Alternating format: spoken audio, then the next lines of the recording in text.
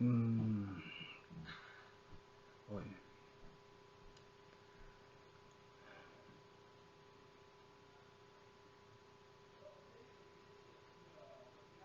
Oj, jag måste avbryta.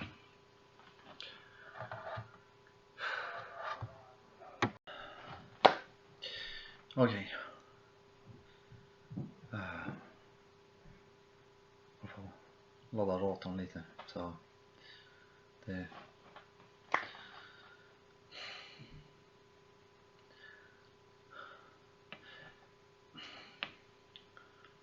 Jag vet inte ens vart jag ska börja. För det är så mycket som har hänt senaste månaden.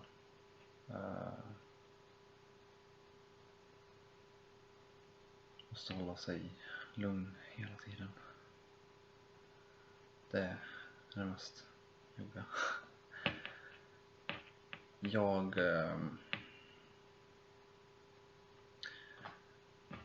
Jag i alla fall är diagnostiserad med ADHD och Asperger.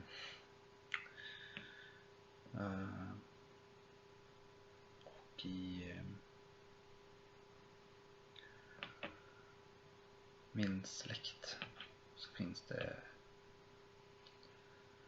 något som kallas schizofreni.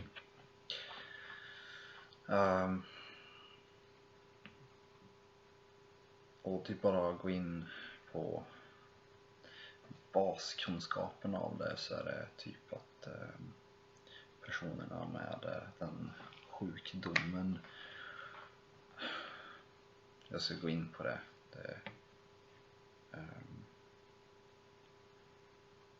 det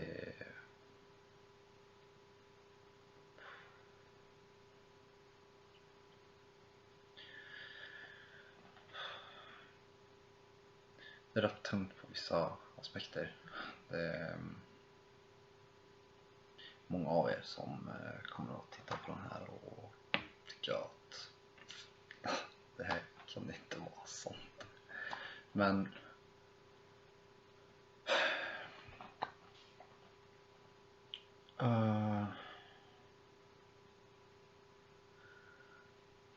hela tiden, under den tiden jag kände att jag hade den här diagnosen, jag har liksom inte reagerat på den som en diagnos. Jag har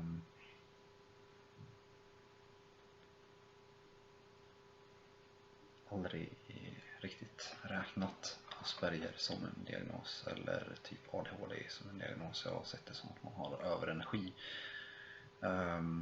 Och att Aspergern är en manifestation av en väldigt hög kreativ sida av ens liv. Så vi har ju den kreativa sidan av hjärnan, så har vi den logiska sidan av hjärnan. Om vi delar upp hjärnan i flertalet delar, alltså det vanligaste är att man ser det typ så här valnötsformen av hjärnan. Och du har mycket delar i hjärnan. Jag måste ju först och främst säga att jag är inte forskare, men alla vet vad Asperger gillar att göra. Sitter och läser om saker och läser på, så att vi är i princip oftast mer intresserade av vissa saker som är runt omkring än vad de som jobbar med vissa saker är. Så vad ska man säga?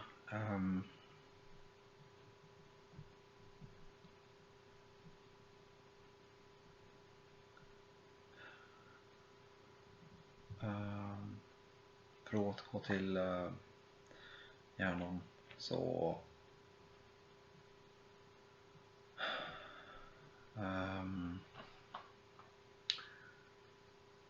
kroppen har fullt med körtlar Jag vet inte, du kanske har suttit någon gång och känt att du har lite ont i armen. Så det är som första varningen till, jag ska säga, en hjärtsjukdom brukar oftast vara förkänningar i armarna. Man brukar säga att det är typ högerarmen, det här är min högerarm. Eftersom det är speglat här så reagerar inte ni. Men här i armvecket så har ni en körtel i varje. Jag har haft förkänningar i de här inemellanåt. I dem så är det väldigt mycket blod som fraktas. Jag vet i och för sig inte, man kan ju tänka här, typ armen rör sig rätt mycket. Och den här körteln, om du flyttar så pumpar du i och för sig. Eller alltså typ det funkar i ungefär som en pump i armarna. Så att det pumpas fram och tillbaka här. Det är hjälpmedel till hjärtat. Det är nog säkerligen så att det ligger i benen också. Men det har inte jag läst på överhuvudtaget. Sen har du en körtel här. I mitten av, den blir typ där och så går du rakt in. När man vill kolla cancer på cancerpatienter, när du ska kunna se cancern, för de kan inte se cancern. Det är lite av den här mystiken med cancer, de kan inte se den, i alla fall inte när det är hjärnan, för hjärnan är typ stort jävla gigamoja. Typ, jag kan inte gå in på just de detaljerna, men när det kommer till just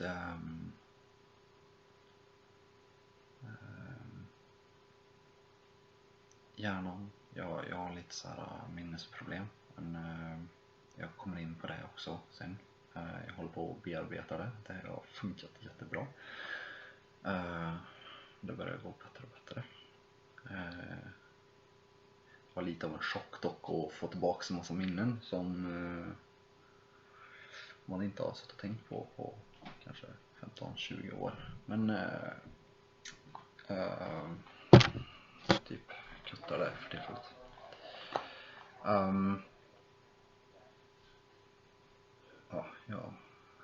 Ska se. Då har du den här körteln i huvudet. Den är erkänd att den existerar, så jag pratar inte och svamlar om en massa nonsens. Utöver hjärtat så har du den körteln. Alltså den körteln har du, och sen så har du hjärtat. Och så har du vad blir det nu? Varför glömmer jag alltid? Gallan har du. Sen har du magsäcken och så har du prostatan. De är allihop körtlar som det går väldigt mycket blod igenom. De kan stimuleras av vibrationer. Och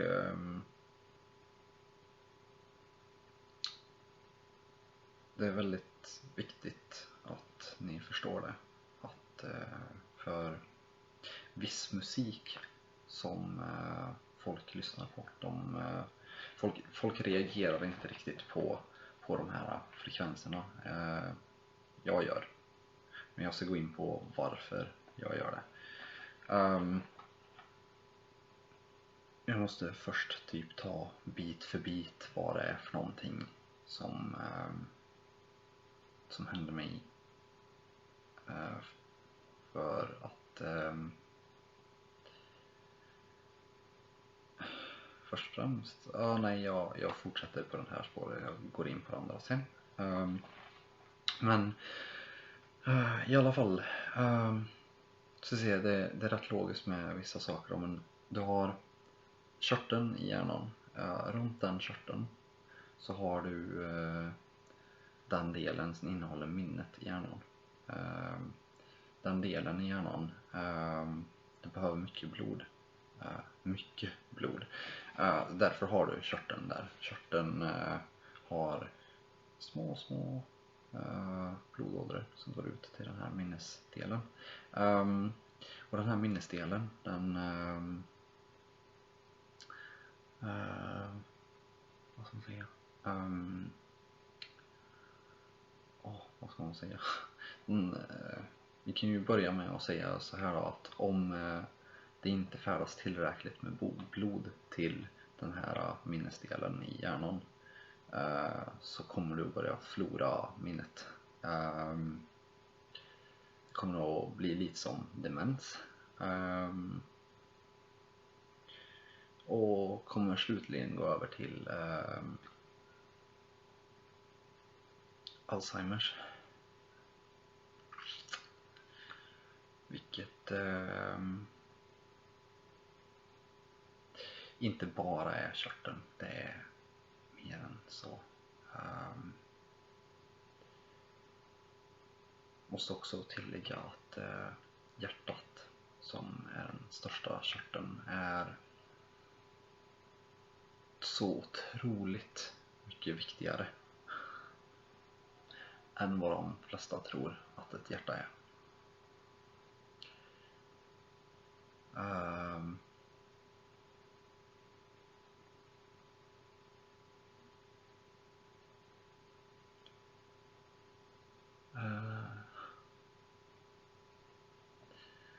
Körteln som är i hjärnan,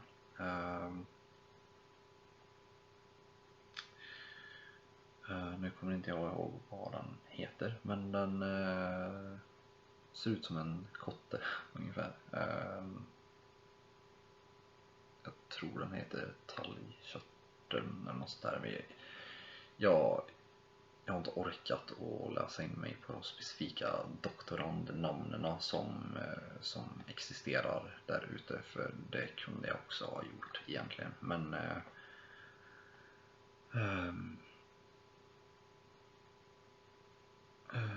ska vi se.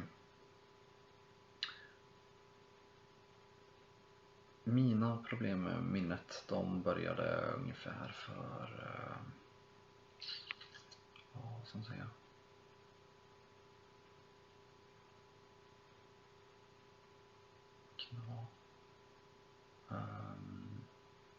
7-8 år sedan kanske. Jag har haft mer problem med minnet när jag var 14-15 där någonstans, så fick jag en sån här posttraumatisk stress som slog ut 15 år av hela mitt liv. Alla minnen försvann. De har stegvis kommit tillbaka lite allt eftersom under de här andra 15 åren i mitt liv. Men de var som bortblåsta. Tänkte en dag vakna och inte komma ihåg en sak som du har gjort dagligen i typ 10 års tid. Som att sätta på kaffe. Något så simpelt som att ta ett filter, ha i skoporna, ta i vatten, sätta ihop allting och starta. Jag klarade inte av det. Jag hade glömt bort alla de minnena. Jag hade glömt bort hur man startade en tvättmaskin och en diskmaskin och en massa mer. Det var inget kul. Det är väldigt få som faktiskt vet det nu, så eller nu blir det ju väldigt många fler som vet det, men det är inte många jag har berättat det för innan, för det triggade en stor del av min så här självständiga minnesforskning, eller vad ska jag kalla det för. vilket är åt det mer alternativa hållet, för att typ läkarvärlden, de försöker att få i en massa jävla mediciner och sånt där, och mediciner har jag aldrig trott på, för att vara ärlig. Jag har trott på vissa saker, men immunförsvaret är så extremt starkt. Och med hjälp av hjärtat och så.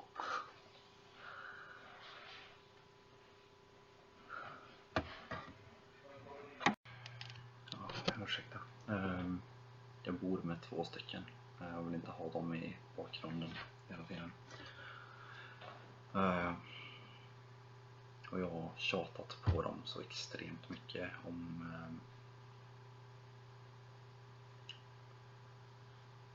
alla de här sakerna. Nästan till gränsen av att förlora 2 vänner. Men jag tror de börjar hänga med på vad jag pratar om. För att återgå då. Mediciner. Vissa mediciner fungerar.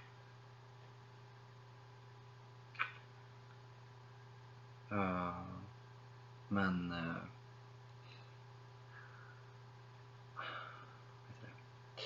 hjärtat.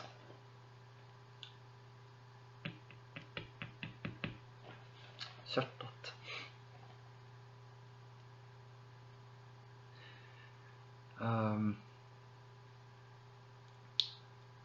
Hjärtat, och så har du blindtarmen. De är otroligt viktiga. Förlåt. Ja. Jo. Här är skeva.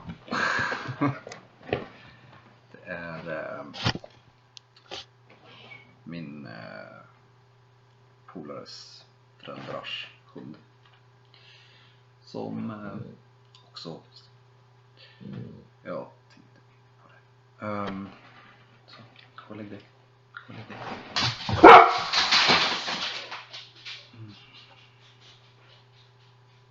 Förlåt.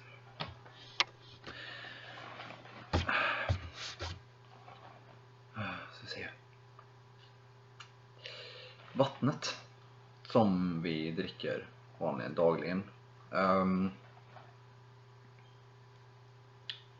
Och en massa av det vi äter runt omkring.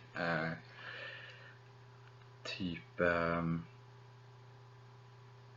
konserverade saker, kokta saker, kött. Börjar inte med typ, eller förlåt, det är väldigt mycket åt vegan hållet. Det här är bara en teori. Tyvärr så verkar den vara relativt sann. Förlåt. Men sanningen kan vara rätt hård ibland.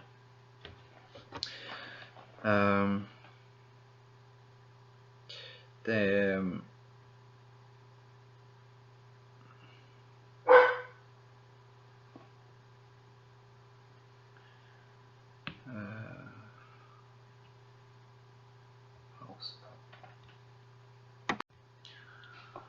ja, förlåt.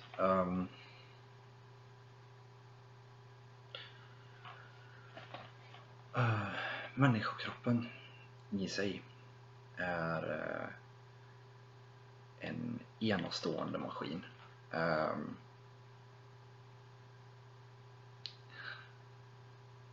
En extremt intressant maskin som blir misstolkad och en massa annat.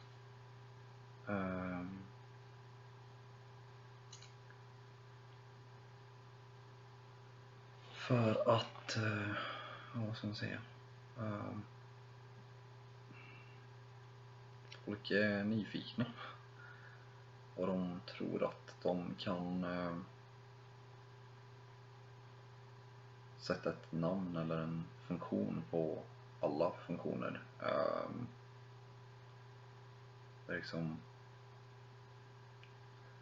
ibland så är inte det avancerade svaret det är rätta svaret.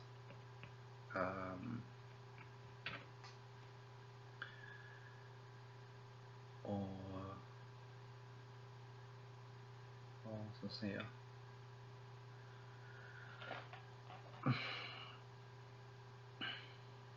I alla fall, allt vatten och all mat och sånt där som vi äter, det är inget fel på maten, så det är bara så att människan är byggd på ett väldigt konstigt sätt. Det drar energi av det det äter.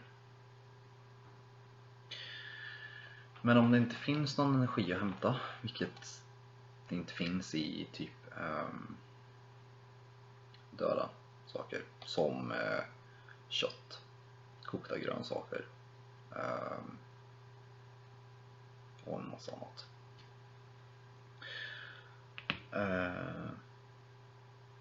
då blir det lite svårt att fungera som man ska.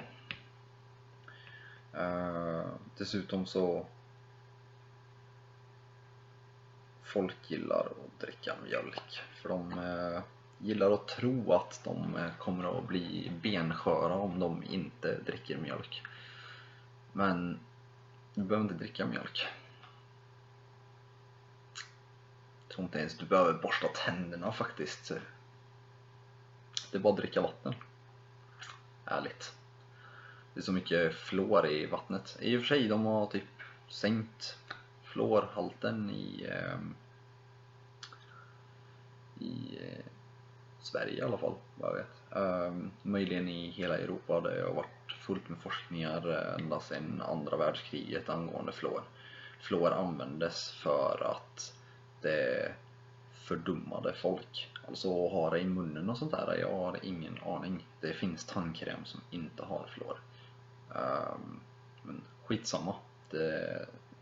Det här har med den här körteln att göra. Den körteln är extremt viktig. Och det försökte till och med gamla civilisationer att säga. Förlåt. Jag blir lite så här överentusiastisk, och blir jag överentusiastisk så kommer typ antagligen ingen att lyssna på mig. Jag måste få mig lugn och så att det går att höra mig ordentligt och där.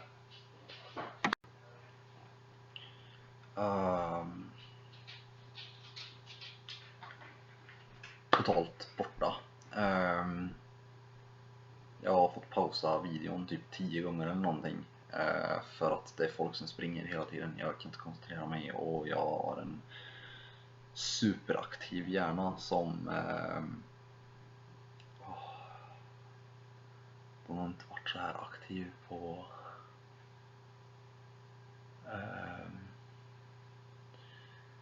väldigt lång tid. Så det är väldigt ovant. Det är det. Men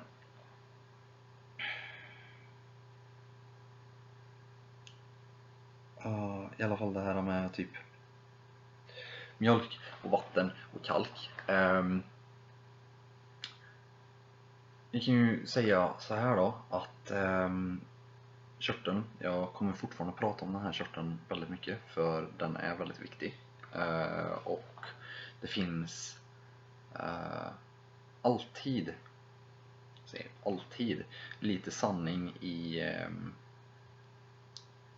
allt som finns runt omkring.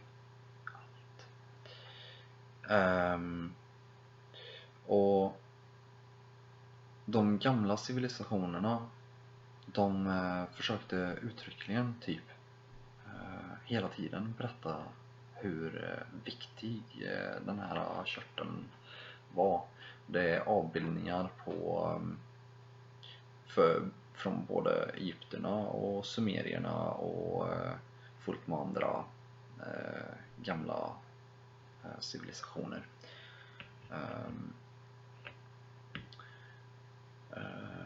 Se.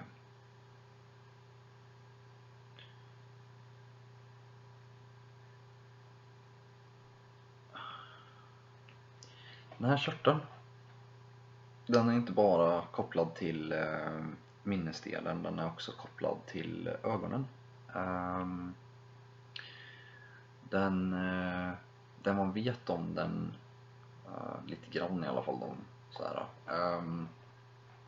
är att den reagerar på ljus. Den körteln är i princip ett öga. Du tar ditt öga och så tar du och trycker in det så att det är in och ut, och så sätter du den i mitten.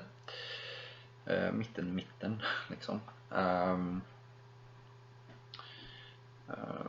Och ögonen är också kopplade till den, för de är vägen till ljuset, alltså de är vägen till själen, liksom. Så då har du, om man är insatt i hur ögonen fungerar och sånt, så är det väldigt intressant med just ögonen och hur de fungerar. En del avbildningar och sånt som man har lärt sig är liksom sådär att ljuset studsar in till den bakre delen av ögat och sen så studsar det fram och tillbaka tills det blir en bild. Känns konstigt. Jag är alldeles för mycket för att ifrågasätta saker och ting. Jag typ lyssnar aldrig på vad andra säger. Jag bara typ kör mitt eget race. Vilket också typ har blivit det här. Och min del, eller teori av det hela, är ju att ljuset går in. För vi ser ju inte en hel video. Vi ser bilder med 100 millisekunders 100 millisekunders paus mellan varje bild. Eftersom det är 100 millisekunder så reagerar det inte så stort på det. Men det som händer är att ögonen tar upp ljus. Ljusen är runt omkring. Ljuset går in.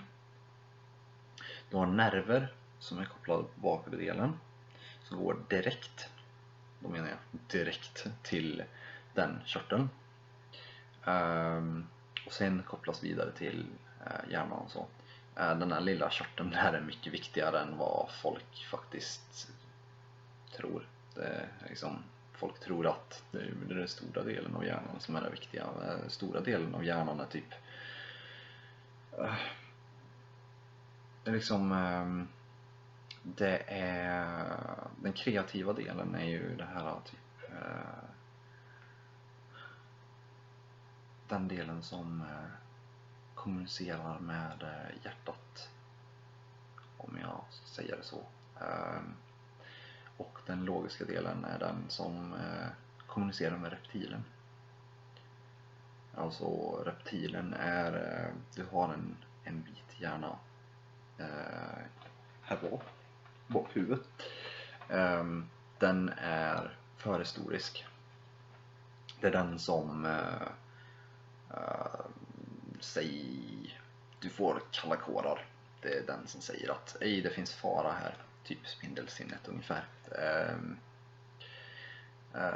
Det är också den som typ får dig till att bli helt spattig när någon ringer, när du vet att du kanske har gjort något fel, eller du typ får för dig att jag kommer få sparken eller något sånt jävla dumt liksom. Då är det den som slår in. Det reptilhjärnan är rädslecentrumet. Den kommer bara att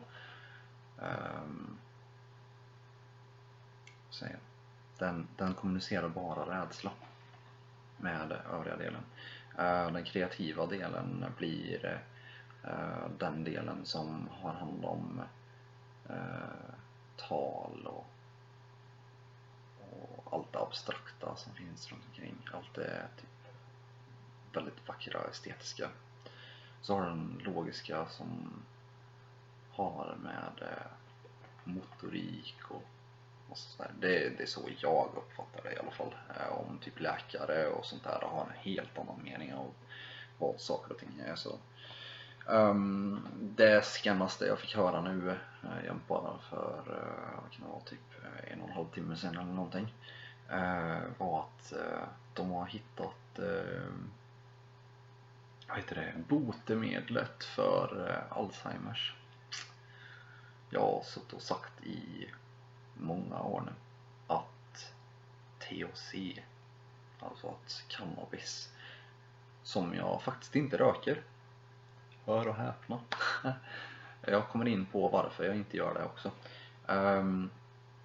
men då är det så här liksom att jag har förespråkat cannabis typ en lång bit av mitt liv, även om jag inte har rökt det, för att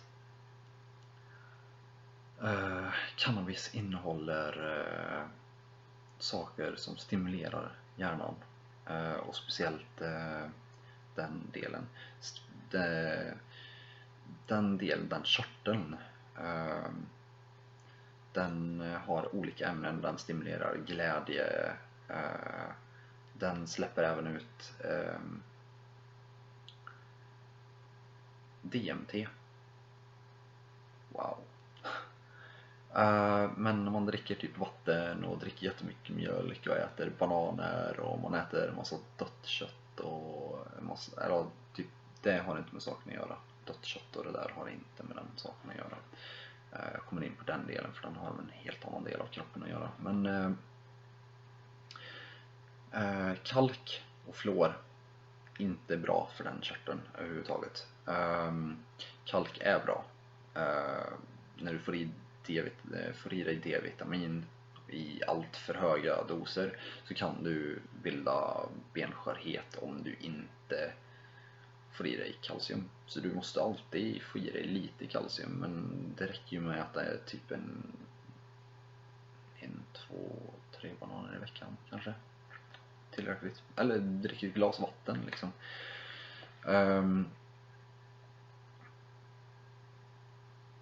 Men det är också det att om vi går tillbaka till just det här med ögonen och det den gör är att ljuset som går in genom ögonen går bak i den körteln. Vi kan väl typ översätta allt det här till en dator egentligen. Du ger bilden och så går den tillbaks till grafikdelen som omvandlar. Och grafikdelen, den omvandlar och sen så skickar den tillbaks en annan kod till skärmen. Det här är dina skärmar. Det den gör är typ skicka ut, projektera bilderna som du ser. För det du ser runt omkring dig, det är inte alltså allt har med perception att göra. Det är därför saker och ting ser olika ut för andra ibland. För att världen ser inte likadan ut för alla.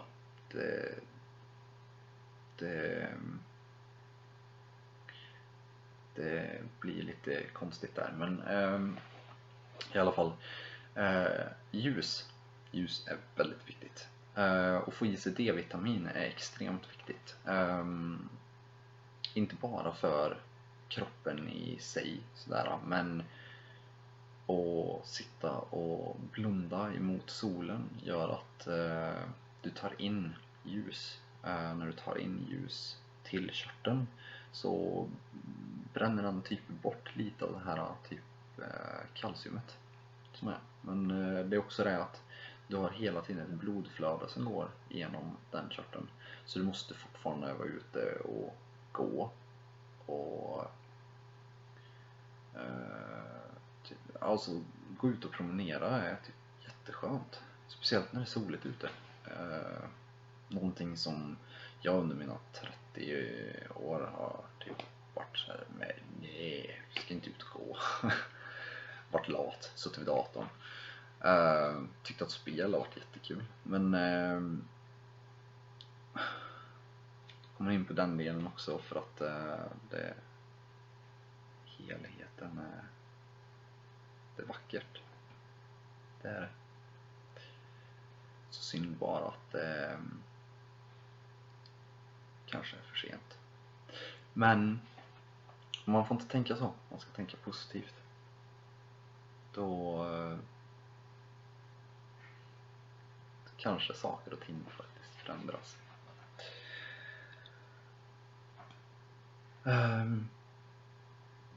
Ljus är en vibration.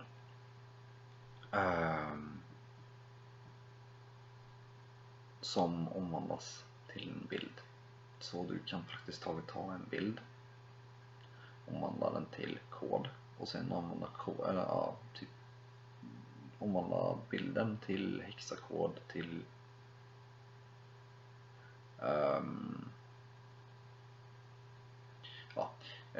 omvandla bilden till hexakod och sen över till binärkod och sen så använder du så kör du om den till, jag tror inte ens att du behöver sätta den som binärkod, men i alla fall att typ föra över den som ljud eller som vibrationer.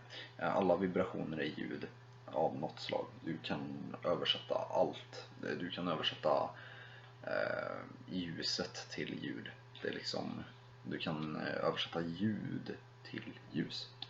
Det var så Mozart såg färger när han satt och spelade piano och sånt. Typ rätt mystiskt hur öronen samarbetar med ögonen. Men det är kul. Det är extraordinärt.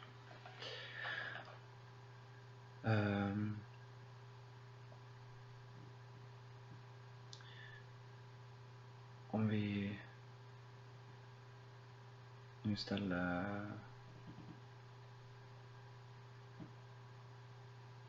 skulle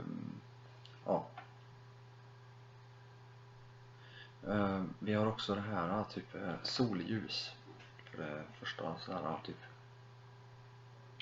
det är ett väldigt skarpt ljus. Om man har väldigt länge vetat om att blått ljus stör ut den körteln. Den dygnsrytmen störs ut helt totalt. Och folk har liksom man kan inte sitta och reagera på allt hela tiden.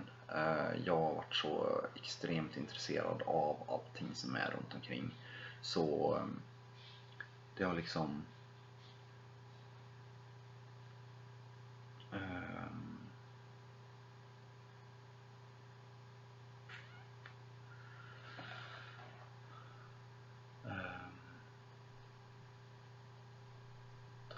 det har liksom blivit en halvt om halvt besatthet med en stark fascination till hur saker och ting fungerar på ett simpelt sätt.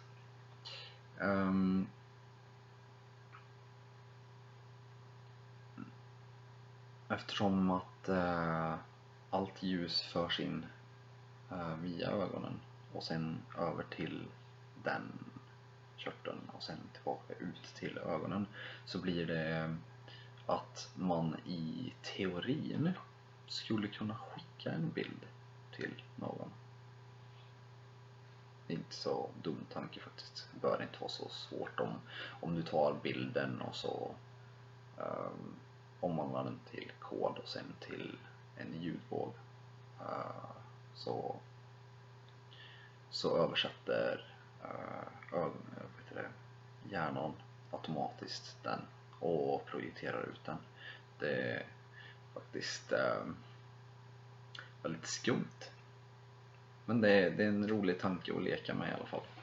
Mer än det behöver vi inte gå på. Och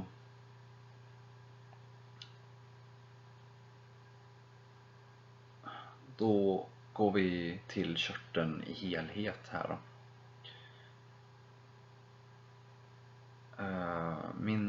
En av mina delar av mina många teorier är att körteln, om den blir för kalkad,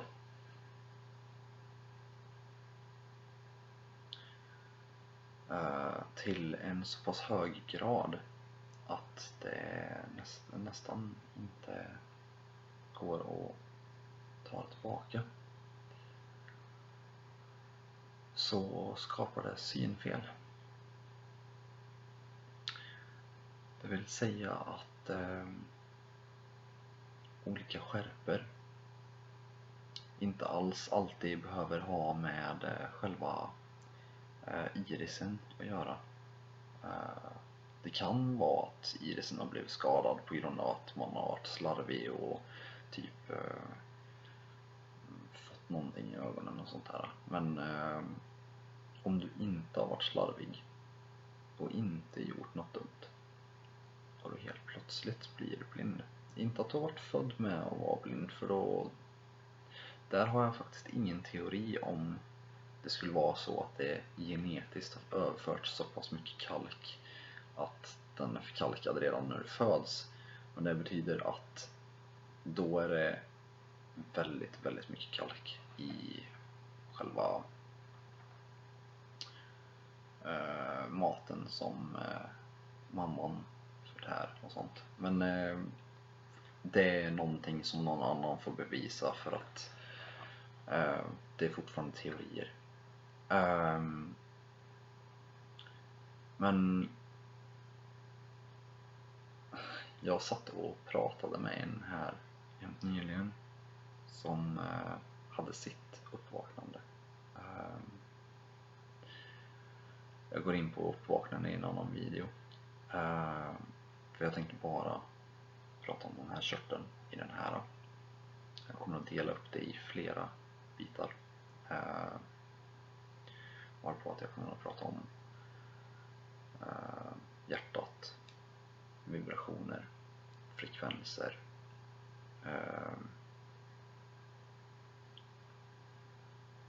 och lite andra saker som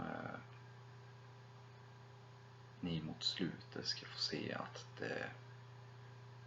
allt hör ihop och kopplas samman på ett väldigt logiskt sätt.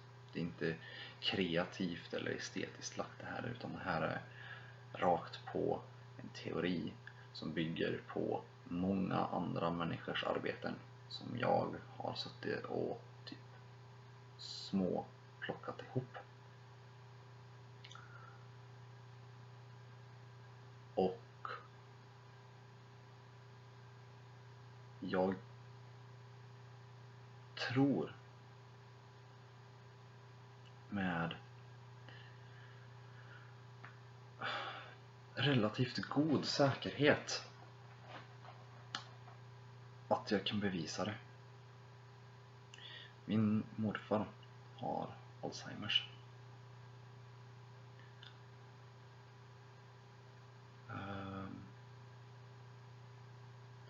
Och bara de här delen som jag har pratat om nu, den delen, det är inte det enda som hör till just problemet med Alzheimers. Det finns ett problem till, och det går jag in på i nästa video. Men när det kommer till just den här, så är det har med minne att göra. Det har med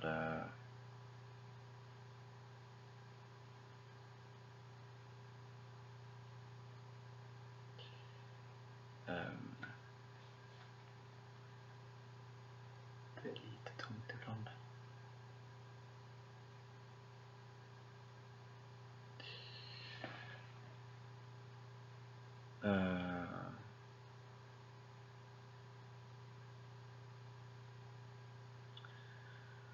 den här körteln, om just det, tillbaka till han jag pratade med en, han hade sitt uppvaknande, vi vet inte vad vi ska kalla det för. Jag kan gå in på den delen också, det är inte så många som gillar att lyssna på det. Eller folk blir aggressiva. Jag har fortfarande inte förstått varför, men alla jag pratar med som alla jag pratar med blir aggressiva när jag pratar om just den saken. Och det känns nästan som det är inprogrammerat hos folk, men det är väldigt långsökt. Men i alla fall så han var färgblind innan. Och nu kan han se färger. Så han håller på att lära sig färger som han har levt utan hela sitt liv. Eller inte hela sitt liv, men en väldigt, väldigt lång tid av sitt liv så har han sett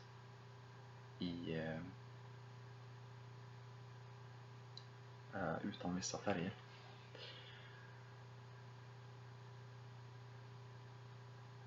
Och eftersom att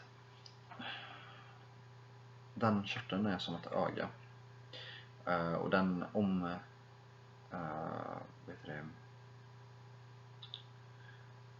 allt ljus som går in tas upp och rekonstrueras för att sedan skickas tillbaka. Om den blir förkalkad, vilket den blir av för mycket vattenkonsumtion med vatten med lågt pH-värde och mycket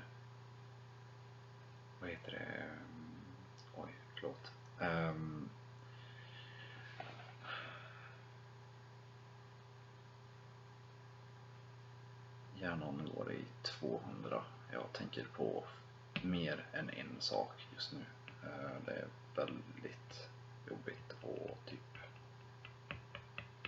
sitta och typ försöka få ner det. Fast det är inte jobbigt. Jag är så glad att hjärnan är så igen. Jag har alltid haft den, förutom när jag var deprimerad. Jag ska prata om depression och andra sjukdomar också.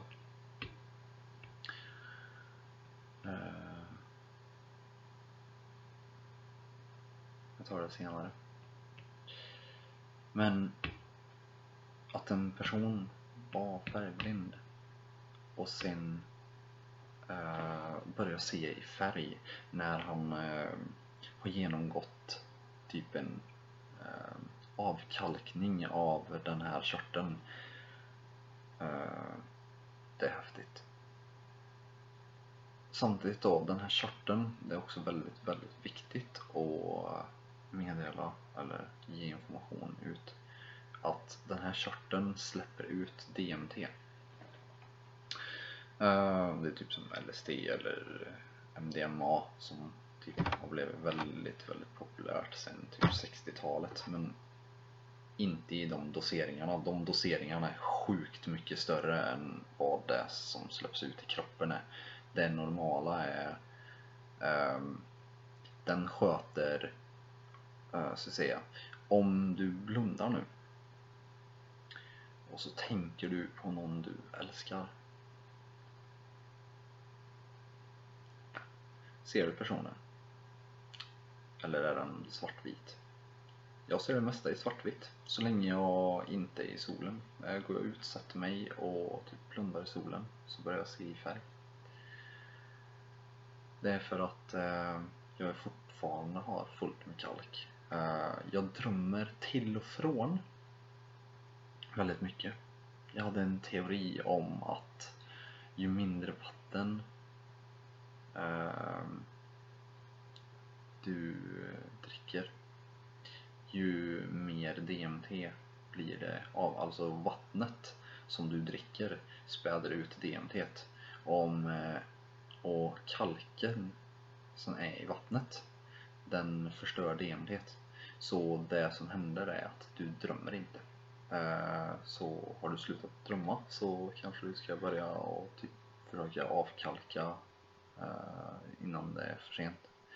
Det är också det att tillbaka till hjärntumörer och sånt. Enda sättet att se om en person har en hjärntumör eller var för typ kanske 10-15 år sedan och framåt, jag vet inte om det fortfarande är så, men tidigare så var det i alla fall det att för att kunna se om en person hade en hjärntumör och vart den har den i hjärnan, så såg man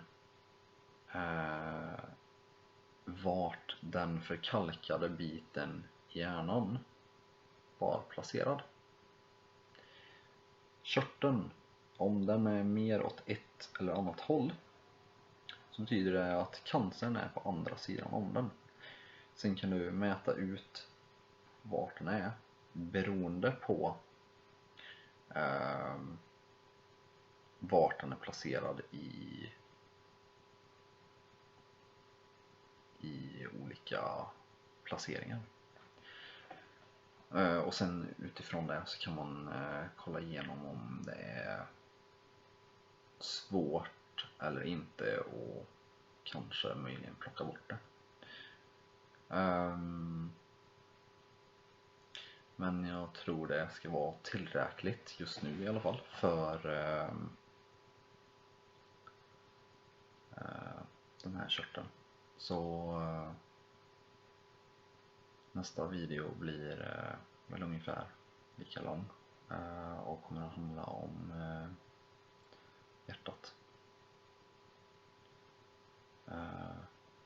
Men jag funderade först på att ta en annan diskussion. Jag kan i och för sig spela in den efter och släppa ut båda samtidigt. Jag kommer ändå släppa ut alla videos samtidigt. Så, men jag tackar för att ni har orkat lyssna på den här och kanske börjar intressera er för just den teorin jag har. Egentligen så är den inte så långsökt om man typ funderar lite på hur viktig den är. Men ja, tack. Vi hörs i nästa video.